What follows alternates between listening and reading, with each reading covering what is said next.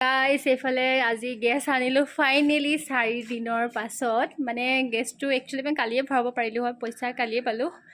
কিন্তু নানিলোঁ আৰু এলাহ লাগিলে সেইকাৰণে আজি মোৰ ইণ্টাৰভিউ এটা আছিলে এই মাত্ৰ এইফালে এয়া ইণ্টাৰভিউৰ পৰা আহিলোঁ ইণ্টাৰভিউলৈ যাওঁতে গেছটো দাদাজনৰ দোকানত দি থৈ গ'লোঁ ভৰাবলৈ মানে যিখন দোকানত মই আগতে গেছটো কিনিছিলোঁ সেই দোকানখনতে দিলোঁ দাদাজন ভাল মানে তাতে গেছটো ল'লে লাষ্টিং কৰে তাৰপিছত তাতে দিলোঁ ইণ্টাৰভিউলৈ যোৱাৰ আগত আৰু এতিয়া আহোঁতে লৈ আনিলোঁ ভাবিলোঁ মই আপোনালোকক জনাওঁ কিন্তু গেছ নাই বুলি কৈ আছিলোঁ ন গেছ নাই গতিকে ভাবিলোঁ দেখাই দিওঁ গেছ আনিছোঁ ফাইনেলি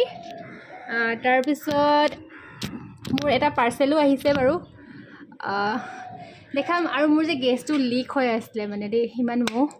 গেছটো লিক হৈ আছিলে সেইকাৰণে মানে বহুত সোনকালে গৈছিলে এই মানুহখিনিয়ে মানে গেছটো ভৰাওঁতে গণ্ডগোল কৰিছিলে মানে সেই বস্তুটো লিক হৈ থাকিলে গতিকে গেছটো লিক হৈ থকাৰ কাৰণে বেছি সোনকালে গৈ আছে এইফালে আনিলোঁ এইবাৰ দাঙি দেখাইছোঁ বহুত গধুৰ এইয়া গেছটো আনিলোঁ এতিয়া বাৰু চিন্তা নাই একদম যি ইচ্ছা নিজৰ ৰুমতে ধুনীয়াকৈ বনাই খাব পাৰিম বাকী আপোনালোকক নেক্সট ভিডিঅ'ত দেখাই আছোঁ মই ফ্লিপকাৰ্টৰ পৰা কি আনিছিলোঁ বহুত ধুনীয়া বস্তু মই অথনি বহুত জলদি ওলাই যাব লগা হ'ল গতিকে আনবক্সিং কৰা নহ'ল এতিয়া আপোনালোকৰ সন্মুখত আনবক্সিং কৰিম প্ৰথমতে মই ৰুমত গৈ লওঁ তাৰপিছত আপোনালোকৰ সন্মুখত আনবক্সিং কৰি দেখাই আছোঁ